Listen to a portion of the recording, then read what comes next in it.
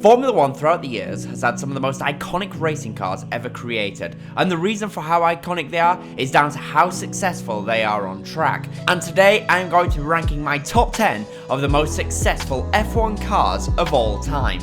This is just my opinion, and down below I would love to hear your thoughts on this. So if you do enjoy the video, please do comment, leave a like and subscribe for more F1 content. Approximately 75% of my viewers are not currently subscribed to my channel, and if you're one of those, I would really appreciate it if you tap that little subscribe button just for me. Now let's get into the video. In P10, the Red Bull RB9 from 2013. The RB9, coming off of one of the greatest seasons in F1 history with the 2012 season, where there was famously 7 different winners in the first 7 races, including a victory from a certain Venezuelan god called Pastor Maldonado. There was a lot of hope and hype that this unpredictability would continue into 2013, as hopes were high that we would get another close fight between McLaren's Jenson Button, Ferrari's Fernando Alonso, Red Bull Sebastian Vettel, and the Mercedes of Nico Rosberg and Lewis Hamilton, as they were improving season after season after season.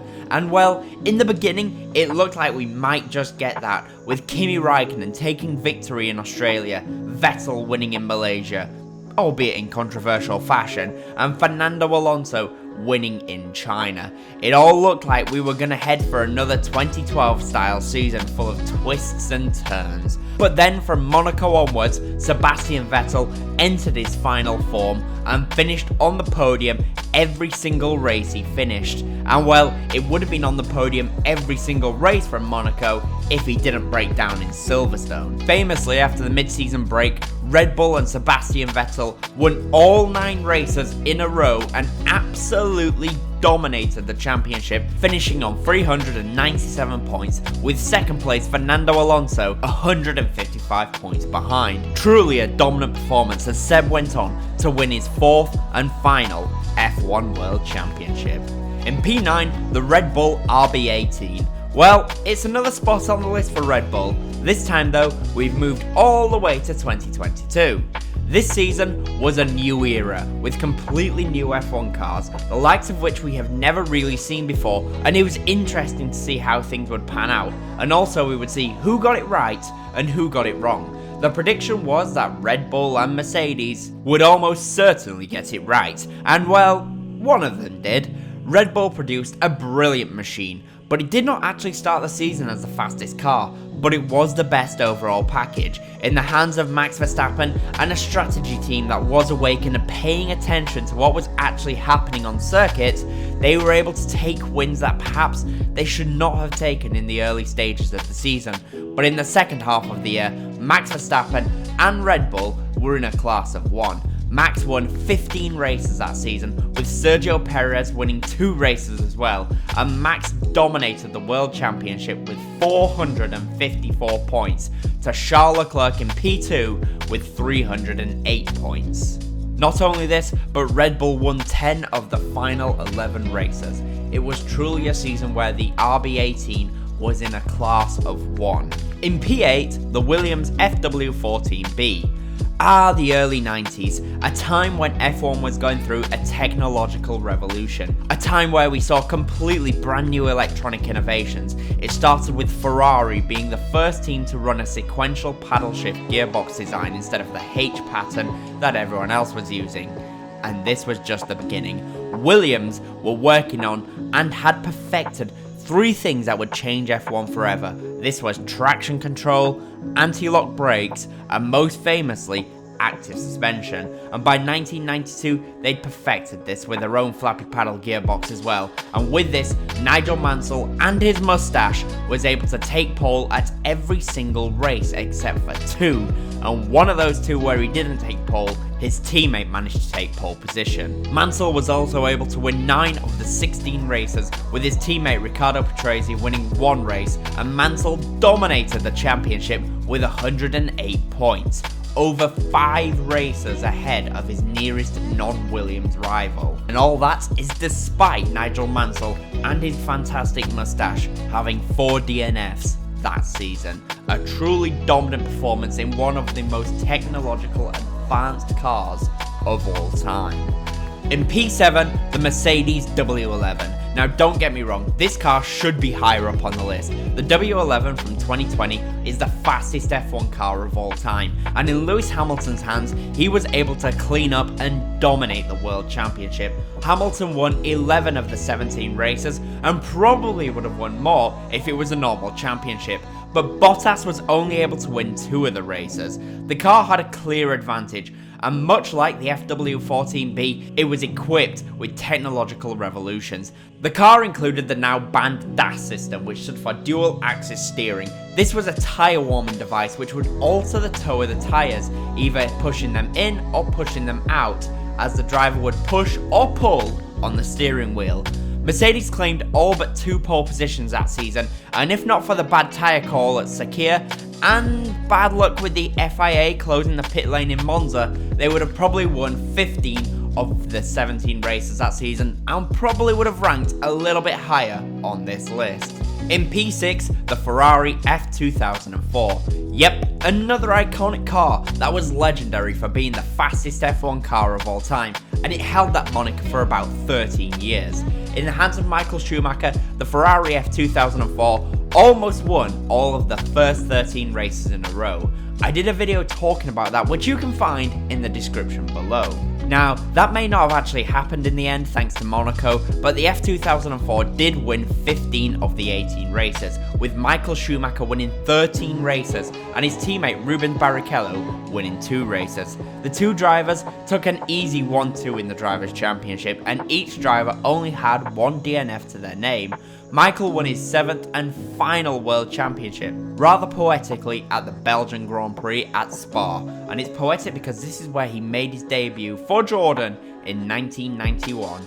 He finished with a 6-race advantage over the nearest non-Ferrari car, which was Jenson Button in the BAR Honda. Now they would have finished higher on the list if they were able to just win a couple more races, but still, it was a truly dominant display.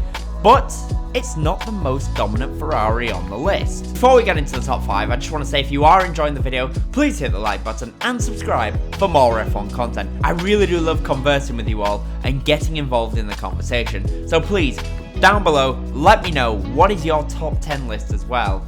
And now to the last 5. In P5 we go back to the Mercedes, and this time it's the W05 from 2014. Before I get too far into this one, I just want to say I apologise for what you are about to witness. These are some of the ugliest F1 cars that were ever made.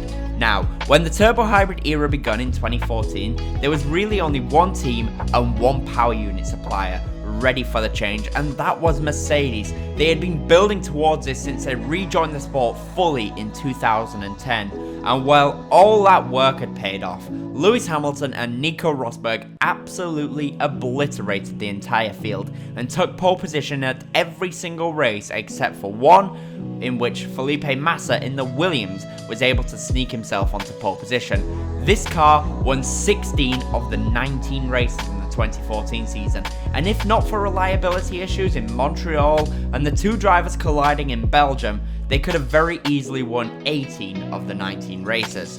With this car, Lewis Hamilton won the World Championship from Nico Rosberg in 2nd place, and the nearest non-Mercedes car was 146 points behind, or nearly 6 races behind Lewis Hamilton, who won his 2nd World Championship. In P4, the Mercedes W06. Yep, we're sticking with Mercedes now as we move on to the evolution of the W05, and that is the 2015 W06. The Mercedes car this season was utterly dominant, much like the W05, but it had a bit more reliability, making it a slightly better car overall. 2015 was much like 2014, where Lewis Hamilton and Nico Rosberg dominated the competition and won in very convincing fashion. But this time, it was more Lewis Hamilton who absolutely dominated, winning the championship with 3 races left to go at the Circuit of the Americas. Lewis Hamilton claimed 10 victories that season, and Nico Rosberg claimed 6 victories. But as I said, reliability had improved, meaning that both drivers only suffered 1 DNF each all season. In P3, the Ferrari F2002. Yep, we head back to Maranello now, and for what is arguably their finest car that they were able to produce during the Michael Schumacher era. This car was so dominant that they actually carried the car forward to the first few races of 2003. They did this because they still wanted to test and make some slight changes to improve their official 2003 car, but that was a B-spec model. And the 2002 car is what we're talking about, and that is the original F2002, which only competed in the 2002 season, didn't actually compete in 2003 because that was a B-spec. I hope that makes sense. Now, it may not be the fastest Ferrari from the Schumacher era, but in his hands, it was the most consistent car. Michael Schumacher finished all 17 races, which back then was an incredible achievement. But even more amazingly, Michael Schumacher finished all 17 races on the podium, which is a feat that had never been achieved before and has not been done since. Along with finishing all 17 races on the podium, Michael won 11 of those races, with his teammate Rubens Barrichello winning 4 of the races, meaning that only 2 races were won by other teams that season.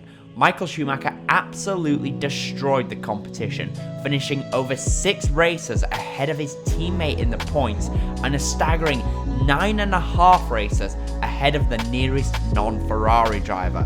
It was a truly dominant season by Ferrari and Michael Schumacher, and for me this is the best season Michael Schumacher ever had in Formula 1, and it's the best season that any driver has ever had in Formula 1.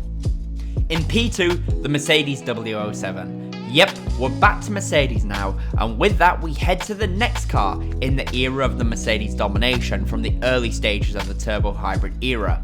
And this was the Mercedes W07 from 2016. If the W05 was good and the W06 was great, then the W07 was perfection. The stats really do speak for themselves. In qualifying, Mercedes took 20 of 21 pole positions. In the races, Mercedes won 19 of the 21 races, and when you really do look into it, the 2 that they did not win, you will realize that really they should have won all 21 races that season. In Spain, the 2 drivers took each other out, and in Malaysia, Lewis Hamilton was dominating the race until his engine blew up. And of course, Rosberg had collided at the beginning of the race with Sebastian Vettel, but he was still able to recover and grab a podium. That being said, even though the car was so fast and so much faster than the rest of the competition that they were able to literally do whatever they want and probably still win the Grand Prix, the car was not faultless. Early on in the season, there was an issue with running the power units at full power, or in quali mode as it used to be called, which would result in multiple failures for Lewis Hamilton in qualifying. This gave Nico Rosberg an early advantage, which would be difficult for Lewis to overcome due to how good the car was. But still, with a win rate of 90%, it is truly one of the most dominant cars in F1 history, and it took Nico Rosberg to his one and only World Championship, in which, in case you didn't know, he beat Lewis Hamilton in equal machinery. In P1, the McLaren MP44. This is the most successful and dominant F1 car of all time, and it is of course the iconic McLaren, as driven by 2 of the sport's most iconic drivers, Ayrton Senna and Alain Prost. Senna is regarded by many to be the fastest driver of all time, a man who in qualifying would stun the competition by being able to dig down deep and produce lap times that no one else could ever get close to. And this can be seen by the fact that Senna took 13 pole positions, whilst Alain Prost took 2 pole positions that season. The car would dance around the circuit as a Honda Turbo would dominate. In 2 races, it was so dominant that in 2 of the races that season, McLaren were the only drivers to complete the entire distance. Everyone else would be a lap down at the minimum. Not only this, but the McLaren won 15 of the 16 races from that season and had a win percentage of 94%. And not only that, but if Ayrton Senna did not crash out in Monza, the McLaren would have almost certainly won all 16 races that season. It was a truly dominant F1 car and one of the most iconic car and driver combinations of all time. So that is my list. The question is though, do you agree? If not, let me know down below, and as always, comment, leave a like and subscribe for more F1 content. Thank you all so much for watching, guys. Bye.